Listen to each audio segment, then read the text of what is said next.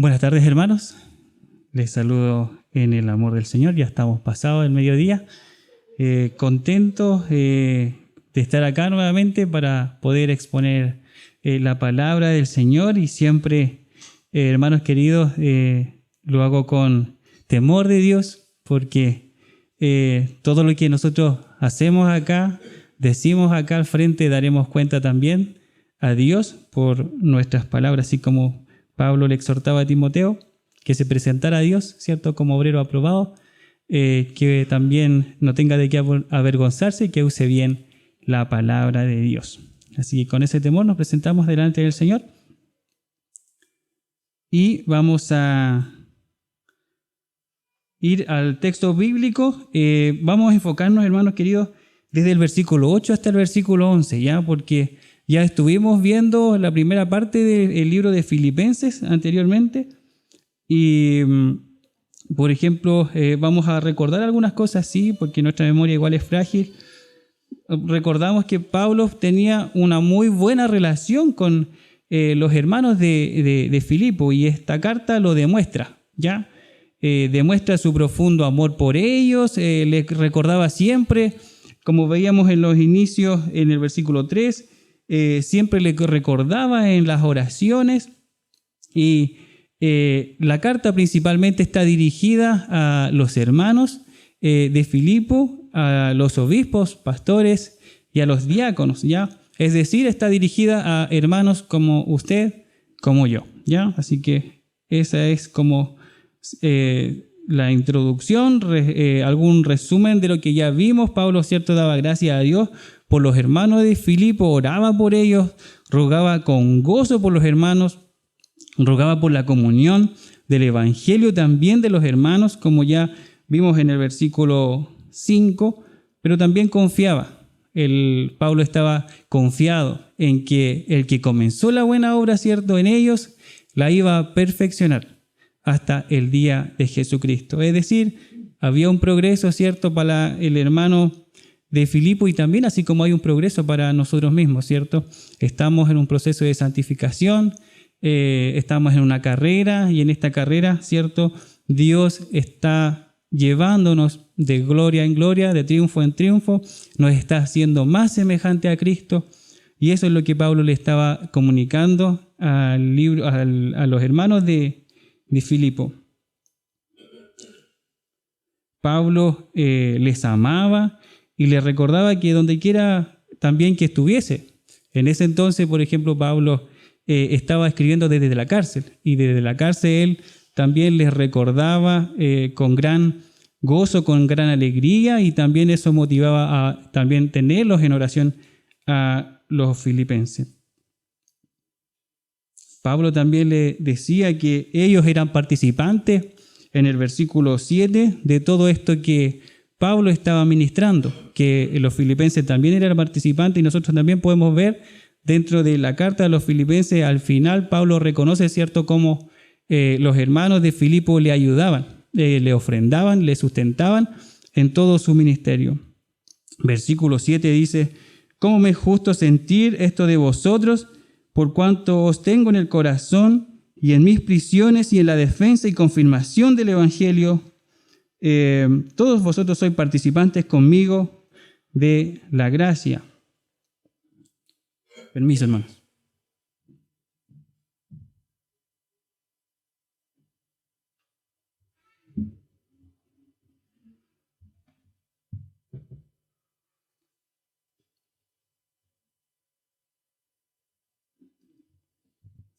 Bien, continuamos. Los filipenses estaban comprometidos, como podemos ver, con la expansión del Evangelio de Cristo.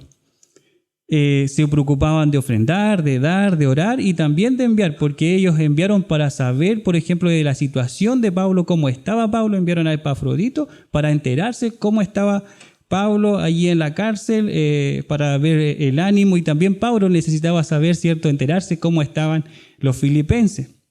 Ellos daban con gran alegría, podemos verlo en la segunda carta a los filipenses, me refiero a los hermanos de Filipenses, en la segunda carta a los Corintios, del capítulo 8, del 1 al 5, dice: «Y asimismo, hermanos, os hacemos saber la gracia de Dios que se ha dado a las iglesias de Macedonia, y ahí estaba, cierto, ubicado la iglesia de Filipenses también, que en gran prueba de tribulación la abundancia de su gozo y su profunda pobreza abundaron en riqueza de su generosidad.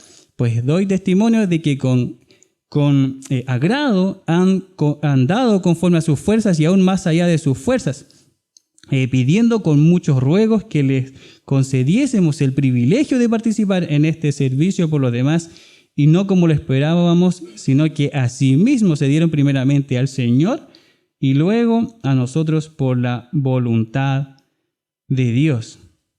Entonces, cierto, vemos cómo los hermanos filipenses estaban comprometidos con el Evangelio, con la expansión del Evangelio de Cristo, y se lo hacían saber a Pablo. Por eso Pablo también le recordaba con tanto cariño y decía que le tenía en el corazón. Por ejemplo, vemos en el versículo 7, él le decía, los tengo en el corazón, pero no solo principalmente por la ofrenda que se le estaba entregando, sino más porque ellos estaban preocupados por la expansión, como ya dije, del Evangelio, del reino de Dios. Tanto Pablo y los hermanos de Filipos se veían a sí mismos como nosotros deberíamos vernos, hermanos, como compañeros, como camaradas, ¿cierto? Enfrentando a un mismo enemigo, llevando la misma luz de Cristo por todo el mundo. Así se veía, Pablo lo veía así con los filipenses, y los filipenses también, los hermanos de Filipos también se sentían de esa forma comprometidos con Pablo, compartiendo la misma gracia, termina diciendo. Tristemente, esto también meditando en el Señor, el otro día tuvimos, cierto, una campaña nosotros evangelística acá nosotros, un culto evangelístico, y estaba a cargo, cierto, el grupo de evangelismo, el hermano Misael, cierto, y con todos los hermanos. Y tristemente, hermanos, se podían contar incluso con las manos, con los dedos de nuestras manos, la participación de los hermanos. ¿Dónde estaban todos los hermanos? Todos nosotros somos participantes también, ¿cierto? Llevando la luz del Evangelio de Cristo. ¿Dónde está el compromiso que tenían los hermanos filipenses para poder extender el Evangelio de Cristo? Ser ministros del Evangelio de Cristo es tarea de todos, de toda la iglesia. Vamos a adentrarnos más en nuestro pasaje bíblico.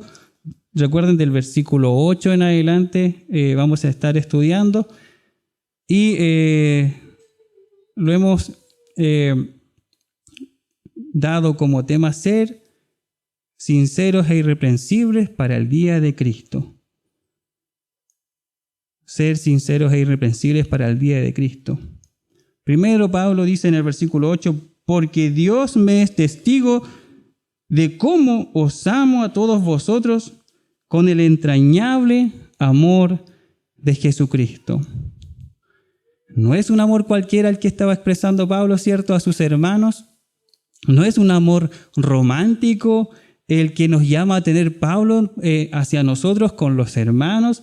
De hecho, pone a nada más y a nada menos que a Dios como testigo de ese amor que Pablo le estaba expresando a estos hermanos de Filipo.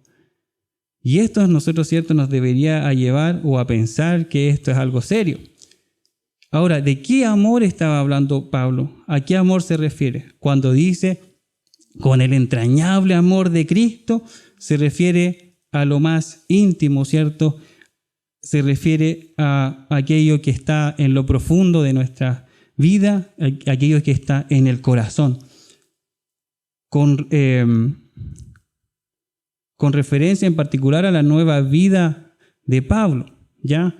Esto de lo que está en lo profundo del corazón, más bien con la nueva vida de Pablo, porque Pablo, así como nosotros estamos llamados a ser, Pablo también estaba llamado a revestirse de ese nuevo hombre.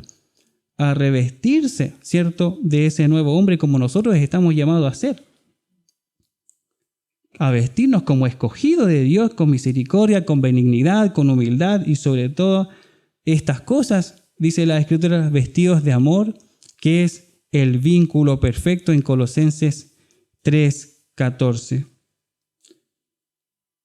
La única manera de poder ver este pasaje bíblico, porque Dios me es testigo de cómo os amo a todos vosotros en el entrañable amor de Jesucristo, es desde la perspectiva de la nueva vida que Pablo podía expresar. Porque el antiguo hombre no puede amar de esa misma forma. Solo el nuevo hombre reflejado en Cristo Jesús puede llegar a eso. Hay un comentario de John Wesley y dice que en Pablo ya no vivía Pablo, sino Jesucristo. Por eso los anhelaba o los amaba con las entrañas. La ternura de Pablo, dice, ya no era la de Pablo, sino de Jesucristo. Con esto no queremos decir, ¿cierto?, que la personalidad de Pablo él la perdió, sino que Dios se glorificó en su personalidad y usó su personalidad para extender el Evangelio de Cristo y en este caso para mostrar también desde Pablo el amor hacia los hermanos. El mismo apóstol Pablo, ¿cierto?, dijo en una de sus cartas: con Cristo estoy juntamente crucificado y ya no vivo yo, mas Cristo vive en mí. ¿Y qué pasó con la vida de Pablo? ¿Qué pasó con su vida anterior? Dice: lo que ahora vivo en la carne, lo vivo en la fe del Hijo de Dios. O sea, él tenía la mirada puesta en Cristo. Tenía puestos los ojos en Jesús. Él vivía para Él, mirándole a Él, para en Él, en Cristo, ¿cierto?, ser transformado.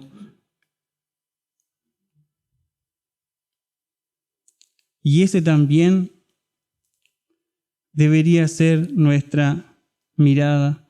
Nosotros también deberíamos estar mirando a Cristo, deberíamos también recordar como Pablo que con Cristo estamos crucificados y ya no vivimos nosotros, mas Cristo vive en nosotros, para que también la vida de Cristo se manifieste en nosotros y nosotros, ¿cierto?, podamos ser ese reflejo vivo de Jesucristo en esta nueva vida que Él nos permite vivir, hacernos más semejante a Cristo. El cristiano verdadero, ¿cierto?, no tiene anhelos propios aparte de los de su Señor. El cristiano verdadero, el pulso que late en su interior debería ser similar al pulso de Cristo. Nuestro corazón debería palpitar con el corazón de Cristo. Cuando realmente estamos siendo revestidos, ya no vivimos nosotros, sino que su amor, ¿cierto?, fluye de nosotros hacia nuestros hermanos. Es entonces que nosotros recién podemos amar como Pablo. Es entonces recién que nosotros podemos amar con el entrañable amor de Jesucristo que estaba mostrando Pablo. Ahora, dos cosas que podemos decir de este verdadero amor, que nos llama a tener las Escrituras. Dos cosas.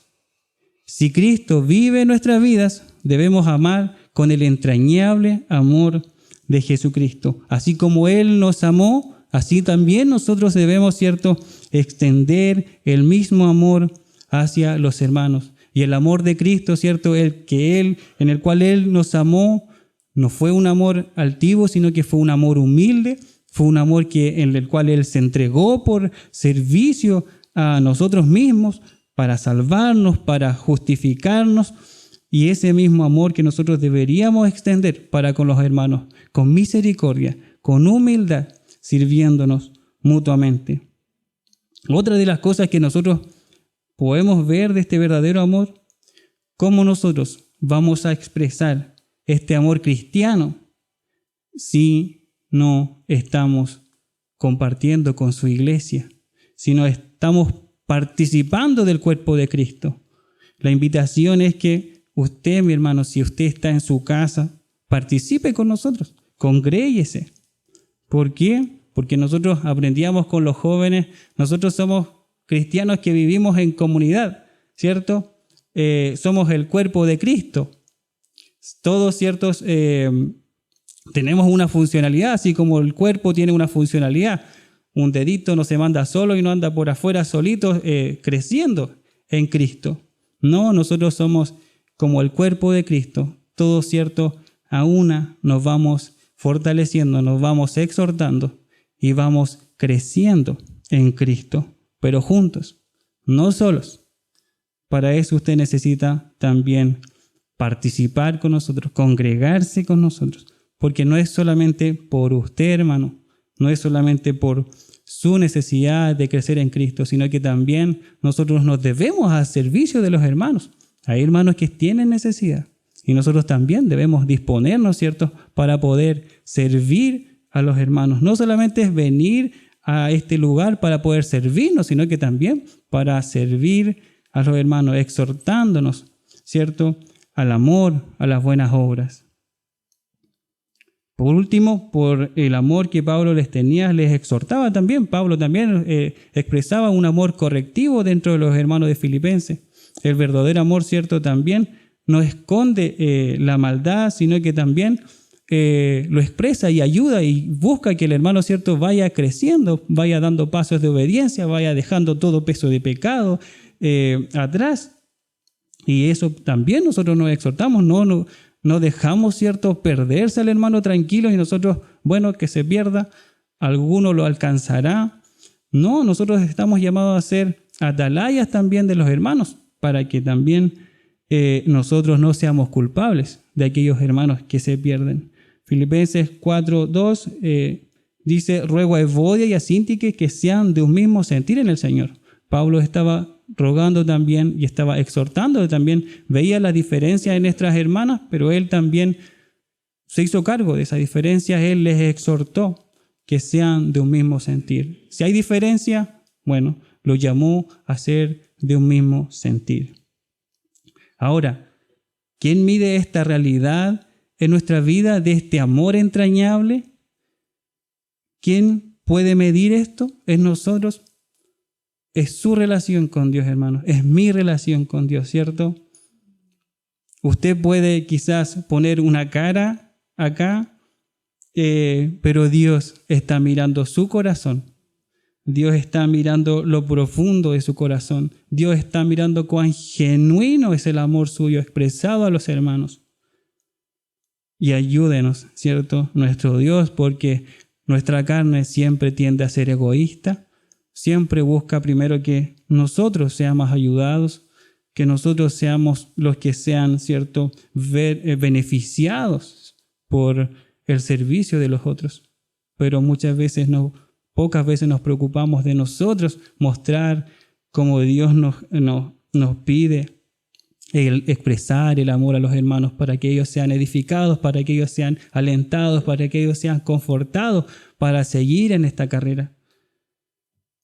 Entonces, por eso Pablo dijo, porque Dios me es testigo. No podemos poner a otro testigo, sino que solo Dios, ¿cierto?, conoce la intimidad suya, mi propia intimidad, cómo vamos expresando ese amor. Solo Dios conoce nuestros corazones, entonces que Dios sea testigo entre nosotros respecto de este amor para expresarlo con los hermanos. Ahora Pablo también ora a Dios para que crezca el amor que él estaba manifestando en los hermanos de Filipo. Versículo 9 y esto pido en oración, dice, que vuestro amor abunde aún más y más en ciencia y en todo conocimiento.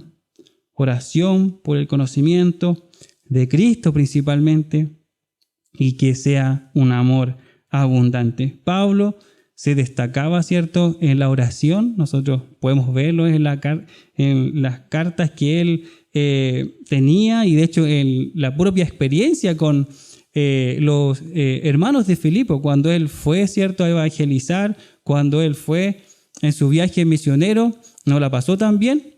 De hecho, cuando estuvo en Filipo fue encarcelado por predicar el evangelio, por sacar de una persona, una dama, un espíritu de adivinación. Entonces, por esa razón, ¿cierto? Se agolparon contra Pablo, le acusaron, lo metieron en la cárcel y antes de meterlo en la cárcel lo azotaron. Sufrió también, ¿cierto?, por el evangelio, pero él estando en la cárcel oró junto a Felipe, si no me equivoco, estaba con él. Si no me equivoco, bueno. Silas, con Silas, gracias pastor. ¿Cierto? Él fue encarcelado con Silas y él lo primero que hizo, estando en la cárcel, oró. Y después, lo próximo que hizo, alabó, ¿cierto?, el nombre de Dios. No estaba achacado, pucha, estoy acá en la cárcel, me encarcelaron por predicar el evangelio, no aporté nada, ¿cierto?, para que me entraran a la cárcel, sino que injustamente me tienen acá. Pero él oró al Señor. Él oró al Señor. Se dispuso a orar al Señor y también a alabar su nombre. Nosotros vemos después lo que pasó, ¿cierto? Las cárceles, fueron abiertas las puertas de las cárceles y después una familia también se convirtió por causa de este evangelio. O sea, Pablo también pudo reflejar en esa angustia, en esa quizás, en esa angustia, como decía, reflejar a Cristo, porque él no se preocupó tanto por sí, sino que alababa a nuestro Dios. Eso es lo que nosotros, la Escritura también pide de nosotros. Ahora, Pablo les pedía que ese amor abunde, ¿cierto?, más y más, y este amor está dirigido en ciencia y está dirigido en conocimiento. Y esto pido, ¿cierto?, en oración, que vuestro amor abunde más y más en ciencia y en todo conocimiento.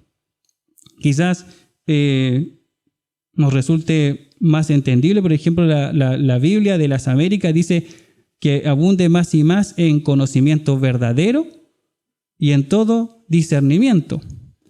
La Nueva Traducción Viviente dice más en conocimiento y buen juicio. La invitación de las Escrituras es, ¿cierto?, a examinarlo todo y a retener lo bueno.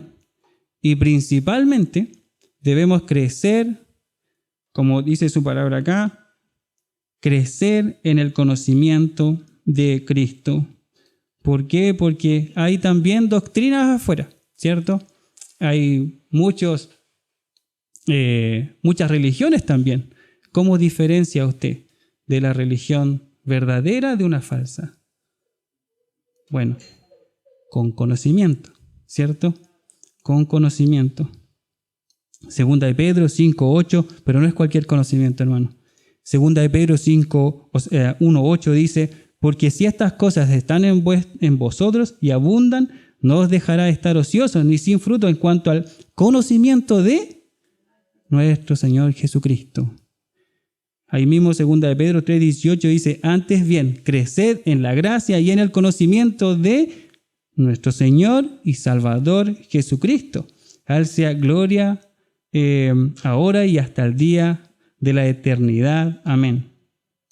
¿Cierto? Examinarlo todo, retener lo bueno, pero antes de salir a examinarlo todo, nosotros primero procuremos, ¿cierto?, conocer el Evangelio de Cristo, conocerlo a Él, llenarnos de su conocimiento, entonces recién podrás distinguir, ¿cierto?, lo falso de lo verdadero. Muchas veces han citado acá y han dicho, para reconocer un billete falso, primero tú conoces bien el verdadero, y cuando te enfrentas con el billete falso, entonces te es más fácil, lo detectas inmediatamente. Este es uno falso. La invitación a la Escritura es llenarte del conocimiento de Cristo, conocerlo tan profundamente. ¿Y usted cree, hermano, que usted se va a aburrir? Las riquezas de Cristo son inagotables. Nunca nos vamos, ¿cierto?, a terminar de conocerle. Solo cuando estemos en su gloria nosotros vamos a ser completados, ¿cierto?, en el conocimiento de Él. Pero mientras tanto acá, siempre habrá Dios algo que entregarnos, algo en el cual nosotros podamos seguir conociéndole y seguir alabando su nombre, porque Eso es lo que llevaría, ¿cierto?, al conocimiento de Él. Conoce al amor que excede a todo conocimiento, y ese es a Cristo Jesús, como lo dice Efesios 3:19. ¿Y qué pasa con aquellos que no avanzan en el conocimiento del Señor? ¿Qué pasa con aquellos hombres? Bueno, la Escritura no nos llama, ¿cierto?, a ser como niños espirituales. Más bien nos llama a tener el discernimiento ejercitado del bien y del mal, como lo dice Hebreos 5:13 al 14. El discernimiento selecciona, estudia, ¿cierto?, clasifica lo bueno de lo malo y aplica lo que proporciona el conocimiento según Cristo, lo que ya está en ti. Eso vas a aplicar en tu vida. El mundo, ¿cierto?, está lleno de enseñanzas, y la Biblia no te dice que no lo estudies todo, sino que estúdialo, pero antes conoce a Cristo, conoce al verdadero, y conociendo al verdadero podrás quizás aventurarte para interiorizarte, para conocer, ¿cierto?, otras religiones, pero solo para sacar quizás y rescatar a aquellos que están todavía cegados por el evangelio falso. Porque sí que hay, hermanos. Entonces, cuando amplíes tus conocimientos, todo conocimiento te debe llevar, ¿cierto?, a Cristo nuevamente. Cuando amplíes tus conocimientos, todo conocimiento te debería llevar a Cristo. ¿Por qué? Lo vemos en el versículo 10, para que aprobéis lo mejor, dice, para que aprobéis lo mejor. Y tú, si comparas, ¿cierto?, a Cristo con el conocimiento de Cristo y lo comparas a otras cosas, no, yo me quedo con Cristo. No voy a irme por lo otro y me voy a quedar allá. Yo me quedo con lo de Cristo. Aprobéis lo mejor a fin de que seáis sinceros e irreprensibles para el día de Cristo. Ser sinceros e irreprensibles, aprobando lo mejor, discernir lo mejor, escoger lo mejor. Dice Efesios 4:14, no seáis niños fluctuantes. No seamos niños fluctuantes. Hermanos queridos, muchas veces nosotros somos indecisos. Muchas veces nosotros nos falta compromiso con la obra de Cristo. Nosotros, aún conociendo el camino, aún, ¿cierto?, deleitándonos en lo que Cristo se ha revelado en nosotros, en lo que Dios se ha revelado en nosotros, hemos probado lo mejor, hemos aprobado lo mejor, pero aún así muchas veces estamos pobres en el compromiso del Evangelio de Cristo. Ahora probamos las cosas que son excelentes, no solo que son buenas, sino que son las mejores. Y eso lo puedes discernir bien si eres también un hermano maduro en la fe. Pero ¿cómo vamos a saber qué es lo mejor si no estudiamos las Escrituras? No hay otro camino, otra forma de saber, ¿cierto?, o aprobar lo mejor. Obviamente tenemos la ayuda del Espíritu Santo, que también nos ayuda, nos enseña para poder discernir lo bueno de lo malo, pero también Dios dejó su palabra para poder escudriñar, para poder conocerle más a Él, ¿cierto?, y poder saber cuando un evangelio es falso. No se puede discernir, no se puede tomar buenas decisiones, al contrario, ¿cierto? Serán atrapados por el mundo, llevados por falsas doctrinas, serán arrastrados por opiniones hechas en la carne o enseñanzas hechas en la carne, o quizás creer un falso evangelio si tú todavía te estás quedando como un hermano estacionado, que no buscas crecer, que estás siendo como niño espiritual. Hermanos queridos, crece en Cristo, crece en el conocimiento de Cristo. No esperes que lleguen otros y te den, como también dice la Escritura, que te den la comida colada. Busca también, busca de Dios, Busca de conocerle más para que también tú puedas discernir, hermanos. Porque tú estás acá un domingo, pero enfrentas tremendas luchas afuera, así como yo también las enfrento. Debemos estar preparados. No te quedes estacionados, hermanos. No es provechoso para nada. Solo te puede llevar al error, a pecar. Necesitamos estar más, ¿cierto?, a la luz de la palabra para poder combatir la influencia de la moda que hoy día nos impone el mundo.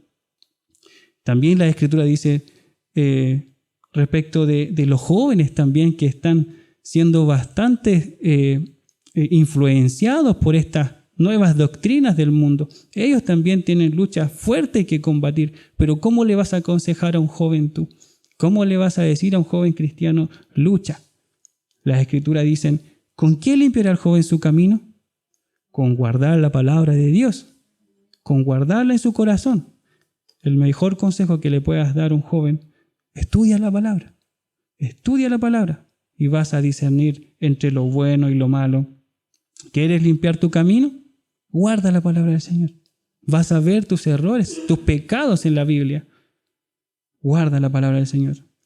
También hay un salmo que dice, en mi corazón he guardado tus dichos para no pecar contra ti. Muchas veces, ¿cierto?, nosotros queremos luchar contra el pecado.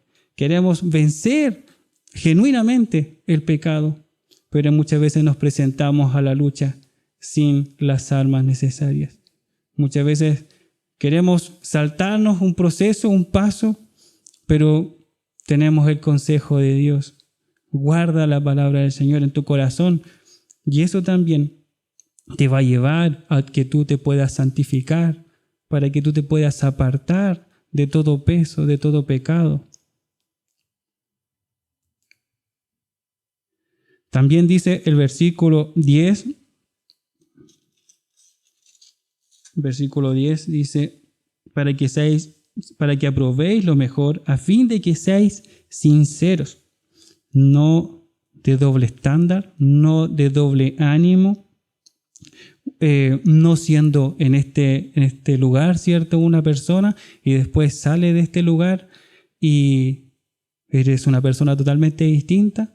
Y quienes principalmente pueden ver eso, ¿cierto?, son nuestras esposas, son nuestros esposos, son los hijos. Nosotros tenemos que ser igual acá, igual afuera. Somos cristianos, somos hijos de Dios 24/7, somos siervos de Cristo. Las 24 horas del día. Dios no nos compró para darnos cuerda, ¿cierto?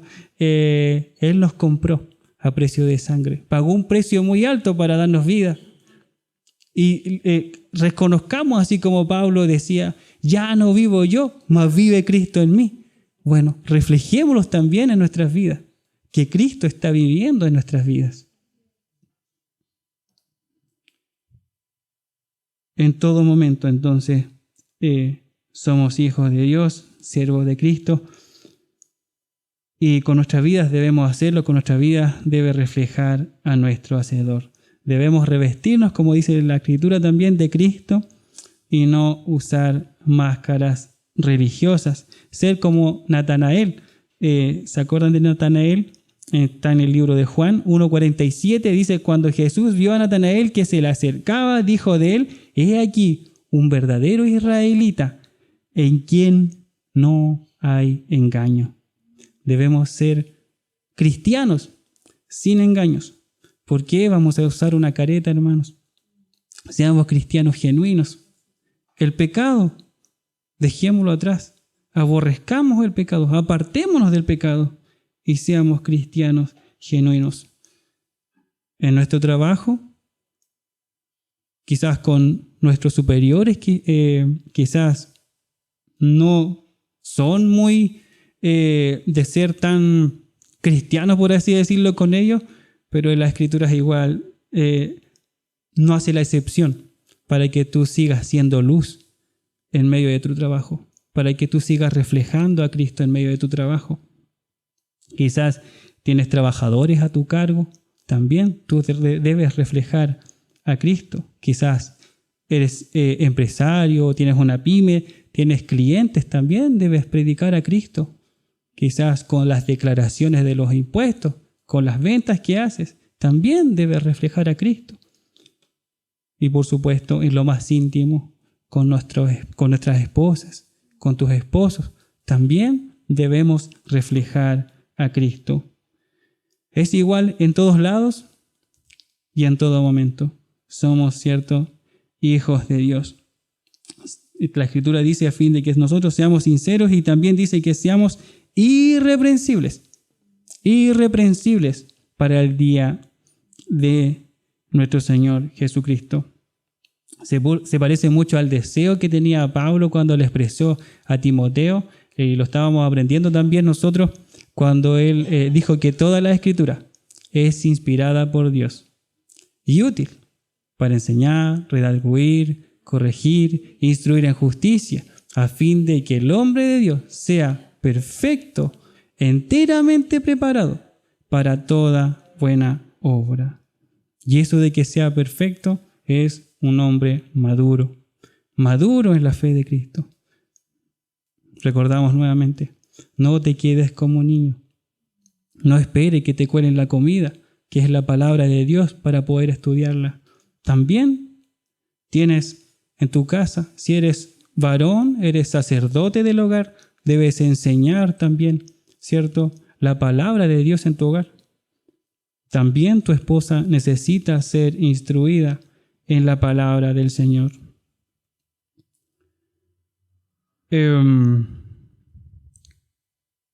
Al regreso de Cristo, debemos estar como una iglesia sin mancha y sin arruga, como también lo dice su palabra en Efesios 5:27, y en particular Judas 1:24.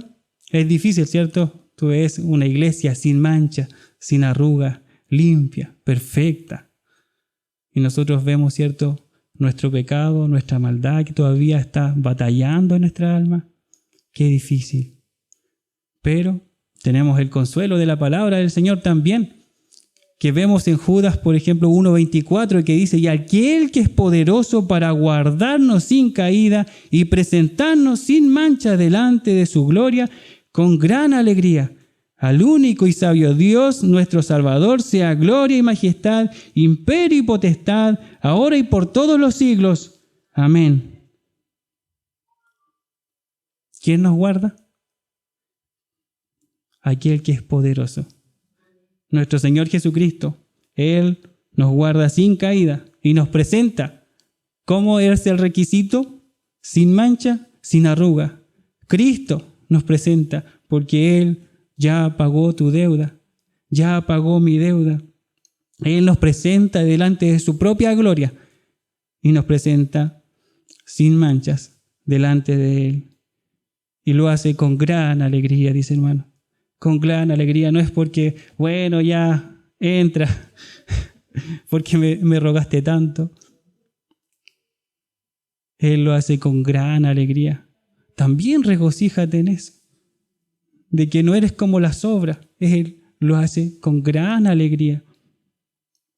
Por eso yo no puedo creer que la salvación nuestra se pierda, porque no está en nuestra confianza, no está en nuestra facultad, sino que está en aquel que es poderoso para guardarnos sin caída.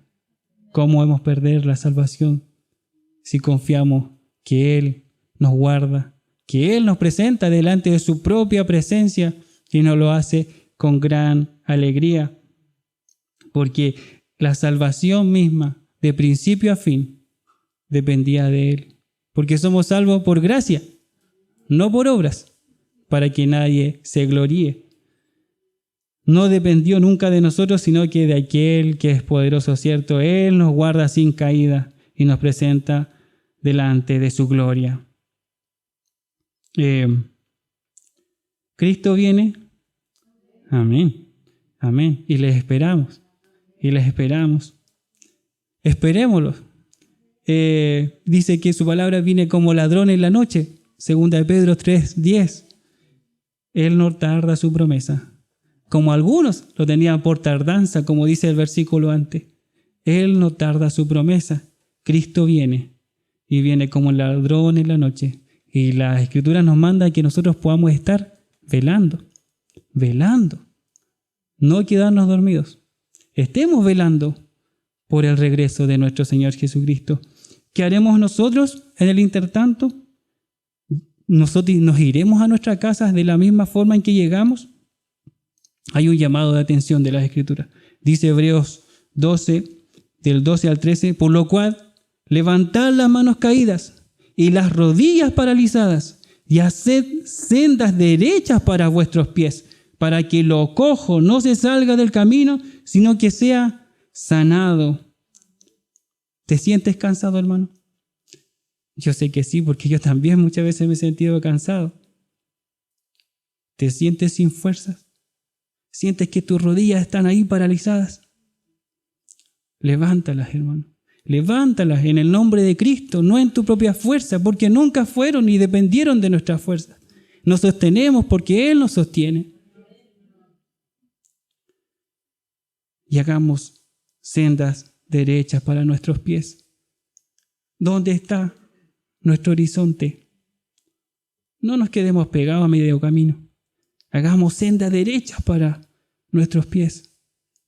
No nos quedemos haciéndonos vidas en este mundo que va pereciendo cada vez más y más, sino que miramos, ¿cierto?, la gloria por venir, la gloria que de Jesucristo, que también va a verse reflejada en ti, mi hermano.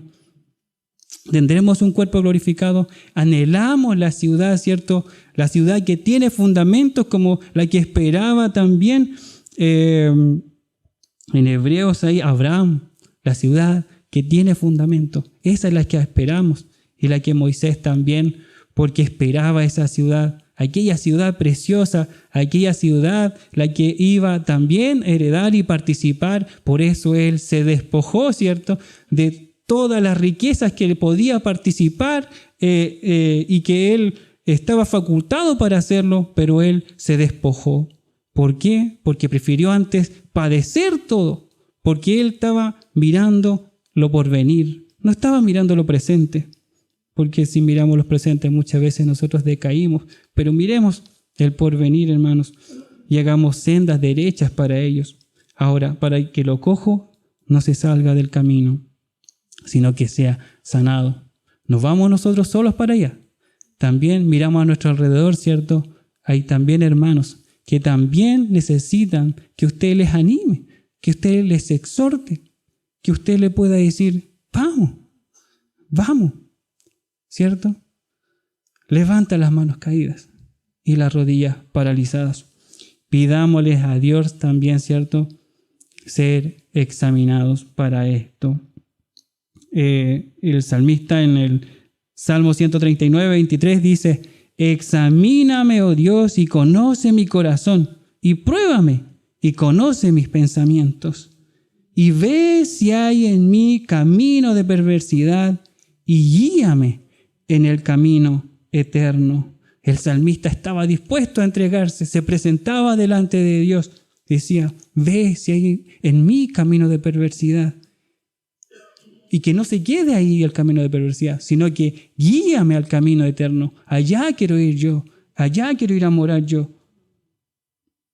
Estemos preparados entonces para su venida, porque también Él espera, ¿cierto? Versículo 11, que estemos llenos de frutos de justicia que son por medio de Jesucristo, para gloria y alabanza de Dios, llenos de frutos de justicia por medio de Cristo. Frutos abundantes para el día de Cristo. Dice Juan 15:5, yo soy la vid, vosotros los pámpanos. El que permanece en mí y yo en él, éste lleva mucho fruto, porque separados de mí, nada podéis hacer. Versículo 8 dice, en esto es glorificado mi Padre, en que llevéis mucho fruto y seáis así mis discípulos.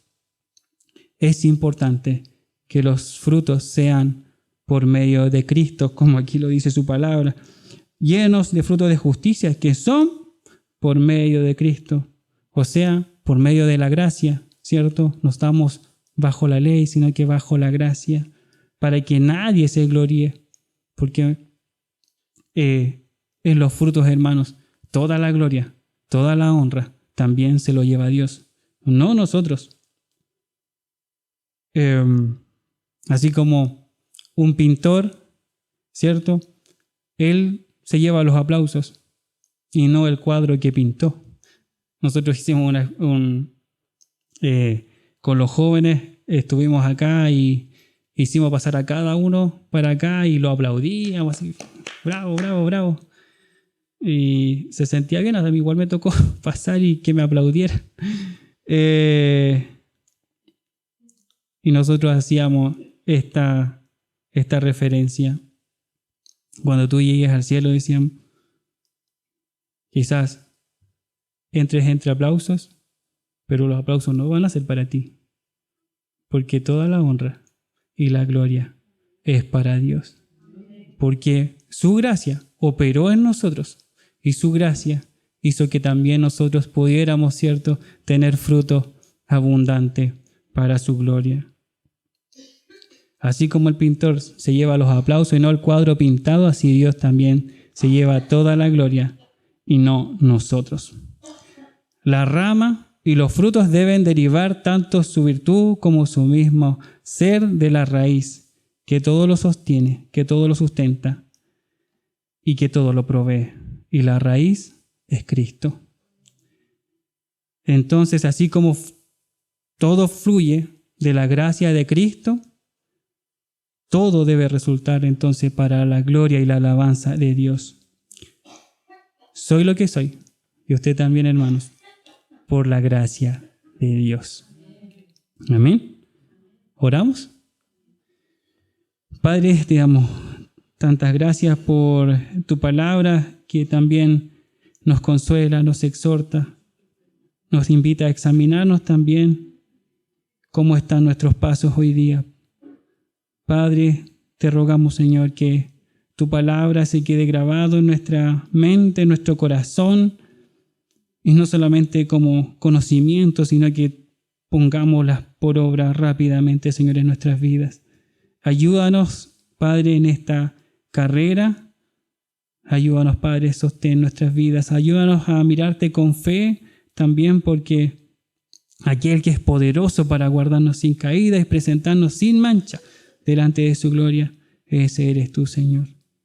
Y ayúdanos en nuestras vidas, Señor, a poder servirte con agrado y no buscar nuestra gloria, sino que, Padre, reconocer que todo lo que hacemos es por tu gracia y por tu misericordia solamente.